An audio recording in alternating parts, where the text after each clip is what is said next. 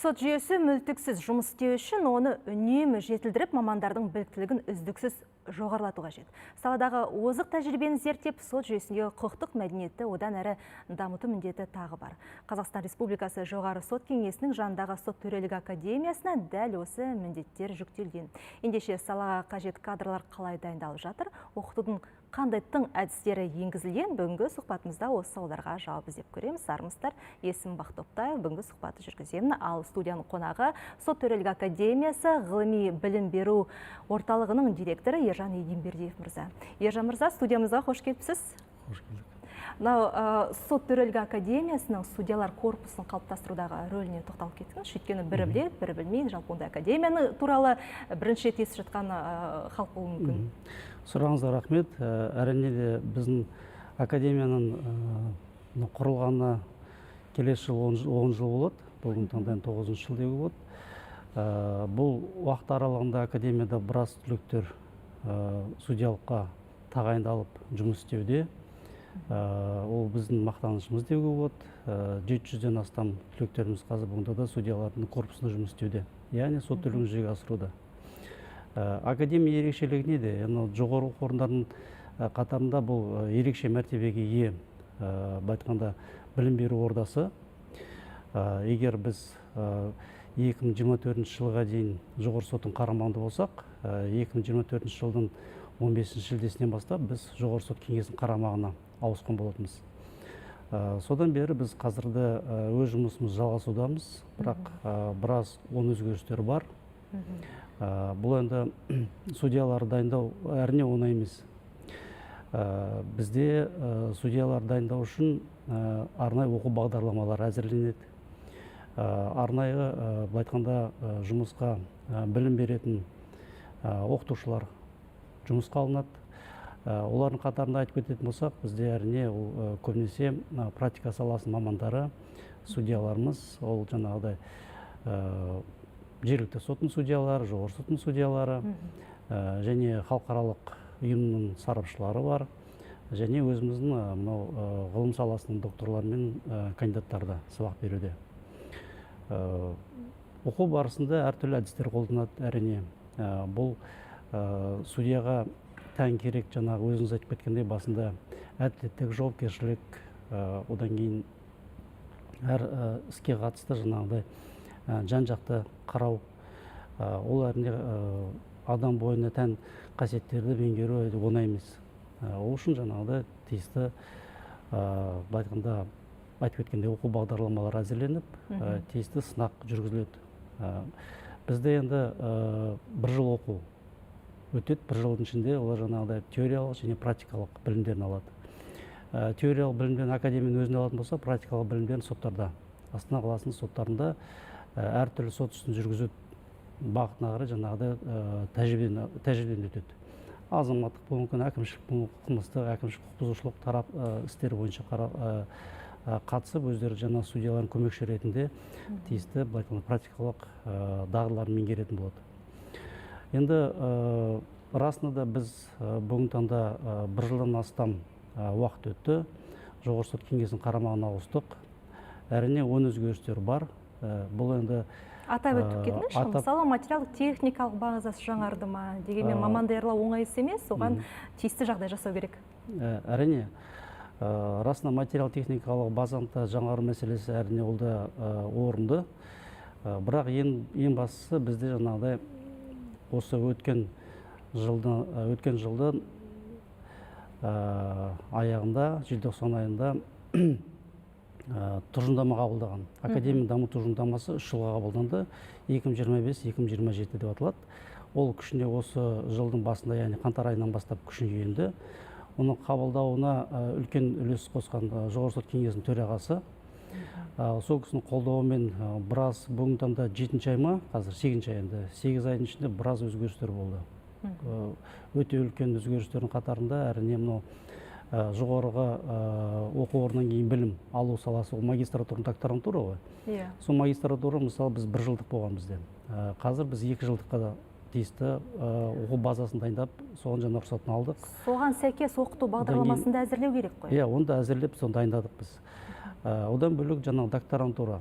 докторантура ол жаңағыда ең жоғарғы, жоғары білімнен кейін ең жоғарғы кезеңі. Оған да тиісті жаңағыда құжаттар әзірлеп дайындатқызып, тиісті министрлік тарапынан жаңа рұқсат лицензиясы да берілді. Оны біз осы қысқа уақыттың ішінде сондай қарқын жұмысына жүргізу арқасында жаңағыдай жетістікке жеттік деп ойлап болады.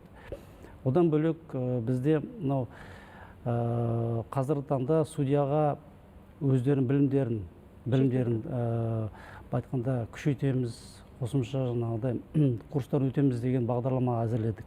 Референдиат деп аталады. Ол өзі 2 апталық деңгейінің ішінде 42 сағат бөлінеді. Сол 2 сағат ішінде әртүрлі сала бойынша қылмыстық, әкімшілік, азаматтық дегенде әр салаға байланысты ұйымдастырылады. Ол да осы жылы өзінің бастауын алды. Соның нәтижесі бойынша да адамдар жаңағы біздің академия оқымайтын. Бізде білім алмайды, бірақ қосымша семинар ретінде сондай курстан өту арқасында біліктілігін жоғартып отыр. Біліктілігін жоғарылатып, жаңа судьялыққа тапсырып отыр. Тікелей жоғары сот кеңесіне барып. Ол да айтқанда оң өзгерістердің бірі де болады. Одан кейін біздің академия түзетудің қатарында осы жылдан бастап мүмкіндік ашылды.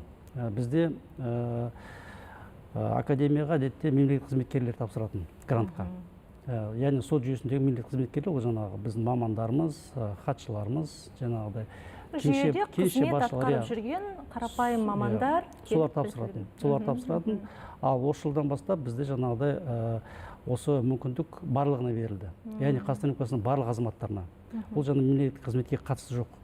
Яғни ол адвокат бола ма, нотариус бола ма, жаңағы жеке сот орындаушысы бола ма. Бұл дегеніміз жаңағыдай заң алдында барлық заң білімі бар, тәжірибесі бар адамдарға мүмкіндік, тең мүмкіндік. Соның арқасында жаңағыдай тағы да бізде мынау сот жүйесіндегі болып жатқан қазір реформаға оң өзгерістер әкелуіне айтқанда үлес қосатын бір мүмкіндік деуге болады. Одан бөлек біз енді өз негізді академия 3 бағытта жұмыс жасайды. Бұл жаңағыдай жаңа форматта судьялар дайырлаймыз. Одан кейін жаңағыдай қазіргі таңда судьялардың біліктілігін артамыз. Және үшінші форматымыз жаңағыдай ғылыми іздестіру қызметіне айналысамыз. Сол ғылыми іздестіру қызметінің аясында біз көп жылдан бері қол жеткізе алмай жатқанбыз. Мынау әр ғылыми қызметкер өзінің жаңағыдай жұмыстарын, еңбектерін журналдарға жариялау керек. Журналдар болғанда кез келген журнал емес, ол жаңағы танылған, мойындалған және халықаралық жаңағы құжаттарға және біздің өзіміз ұлттық стандартқа сәйкес құжат. Сол журналға да біз осы бір ай төңірегінде бір ай болды шамасы. Соған да қол жеткіздік. Алғашқы басылым шықты ма? Иә, алғашқы басылым біз қазір дайындауда осы тамыз айының аяғында, қыркүйектің басында, Құдай қаласа жаңағыдай шығады. Ол да біздің жаңағыдай қол жеткізген жетістіктердің бірде болады мүмкіндігіміз. Ғылыми қызметке толығырақ тоқталайықшы. Шетелдік әріптестермен, шетелдік оқу орындарымен қандай да бір ұтқырлық бағдарламасы, тәжірибе алмасу бағдарламасы жолға қойылған ба? Иә, бұл да әрине әр оқу орнынан өзінің ажырамас жаңағыдай бағыттардың бірі ғой, жұмыс істеу бағыттардың бірі. Бүгінгі таңда бізде 20-ға жуық шетелдік жаңағы жоғары оқу орталықтарымен байланыс бар. Ол жаңағы жақын шетелдік, яғни біздің шекаралас мемлекеттеріміз және алыс шетелдік мемлекеттегі жаңағыдай тиісті оқу орындарымен байланыс құрғанбыз. Ол да жұмыс істеп отыр. Себебі бізде жаңағы теориялық білім алу барысында олар 10 күндік стажировка дейміз, жаңағыдай тағламадан өтеді. Сол 10 күндік тағламадан мысалы олар жаңағыдай осы жылы олар Ресейде өтті. Ресейде өтіп келді. 16 жылдары бізде жаңағыдай Германияда, Францияда өтетін, Турцияда өтетін. Ондай бар. Жақсы. Бір сөзіңізде жаңа форматтағы судьяларды даярлаймыз деп қалдыңыз. Жаңа форматтағы судья қандай болу керек? Жаңа форматтағы судья ол қазір біздің президентіміздің өзінің қойған талаптарына сәйкес, және ол талаптар тиісті сот жүйесінің судьялар мәртебесі туралы конституциялық заң өзгерістерге байланысты. Әрине судья ол заңды ұстану керек. Сонымен қатар жаңағы әділеттікті ұмытпау керек. Сол әділетті қоғам, әділетті мемлекет деп атқаннан кейін сол бағытта тиісті жаңағыдай адам бойына тән айтқанда адамгершілік қасиеттері сол жағынан да біз жаңағыдай бұл енді көбінесе құқықтық емес, қосымша жаңағы философиялық, логикалық, әдептік дегендей жаңағыдай тиісті дәрістерде қазір көбеюде академияда. Мына сот жүйесі дегенде соңғы кездері, кейінгі жылдары, қазақстандықтардың әділ сот жүйесі, төрелікке, құқықтық салаға деген көз қарасы біршама өзгерген сияқты. Бәлкім бұл Бішімбаевтың ісі деген сияқты ашық форматы жүргізілетін болғандықтан халықтың біразы көз ашып, сот ісі осылай жүргізіледі екен, болашақта судья болғым келеді, немесе құқық қорғаушы болғым келеді деген жас өскелең ұрпақ сондай бір мақсат қойып жатады. Бұл ретте жастарды тарту үшін, осы керемет жаңа форматтағы судьяларды даярлау үшін қанша жыл уақыт кетеді? Сіз жаңа айтқаныңыз, әрине академияға түсу үшін бірден бір база болу керек, білімі болу керек, тәжірибесі болу керек. Дегенмен бүгін мектеп бітіргелі отырған түлектер бәлкім не нәрсеге мән беріп, қандай оқу орнына барып, одан кейін сіздерге келе алады? Енді бүгінгі таңда біздің талаптардың үш талап бар өзі. Біріншіден, әрине ол жасына байланысты 29 жасқа толу керек деп отырмыз. Бізде бір жыл оқыса, соны 30 жасқа толады. Бірақ конституциялық заңға сәйкес ол жаңа 30 жасқа болуы. Екінші талап жаңағыда тәжірибесіне. Заң саласында кем дегенде 2 жыл практикалық жаңағыда тәжірибесі болу керек. Үшіншісі ол жаңағы білімі, жоғарғы заң білімі болу керек. Осы үш талапқа негізі сәйкес болған азаматтардың барлықтар судьялыққа лайықты жаңағыдай өзін емтихан тапсыру арқылы, жаңағыдай сараптау арқылы мүмкіндігін көре алады. Оқуға түсу талаптары қандай сонда? Осы жалпы шарттарын айттыңыз ғой. Оқуға түсу үшін жаңағыдай енді 30 жасқа керек болса, бізде бір жыл оқу болғаннан кейін ол 29 жасқа толу керек. 2 жыл кем дегенде жаңа тәжірибесіне байланысты бізде қазір енді ол күшейтіліп отыр, тәжірибеге байланысты. Бізде кем дегенде 5 жыл. 5 жыл жаңағыдай өзінің заң саласы бойынша тәжірибесі болу керек. Ал енді үшіншісі жоғары заң білімі ол бар. Ол да бар бізде. Енді жоғары заң білімін Қазақстан бойынша дайындайтын оқу орындар көп қой енді. Бізде бакалавриат бойынша дайындамайды. Бізде тек қана магистратурамен, енді осы жақында айтып отырмын, докторантураға да біз рұқсат қағазын алдық, докторантура дайындаймыз, яғни жоғары оқу орнынан кейінгі білім береміз. Егер бакалавриатта дайындайтын болса, онда өзімізде болар еді.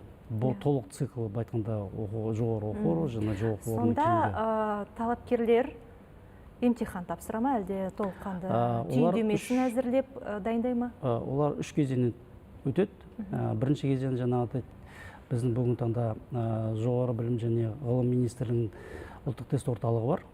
Сол арқылы магистратураға түсушіге қоятын талаптар бар. Сол талапты өту керек бірінші.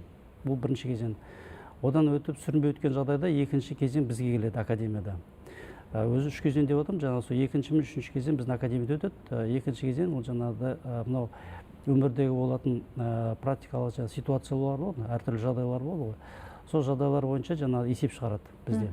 Оны жазбаша компьютер арқылы жазу керек. Кейстер шешеді, сценарий бойынша шешім қабылдайды. Сол кейс шешіп тиісті балын, өтетін бал жаңағыда жинаған жағдайда үшінші соңғы кезеңге өтеді. Соңғы кезең ол жаңағыда эссе жазу, құқықтық тақырыпқа байланысты. Сол үшінші кезең бойынша өткеннен кейін жалпы конкурсқа бізде жыл сайын бөлінетін өзі 60 орын грантқа. Сол 60 орынға айтқанда өз несін көруге болады. Ең жоғары бал алған әрі бірінші ілінеді дегенде, содан жаңағыдай сөйтіп 60 орын алғанша. Бірақ одан бөлек біз енді тағы да мүмкіндік беріп отырық, гранттан бөлек тағы да ақылы оқуға. Бірақ ақылы оқуға жаңағыда талапқа сәйкес емес, сол талап сақталады.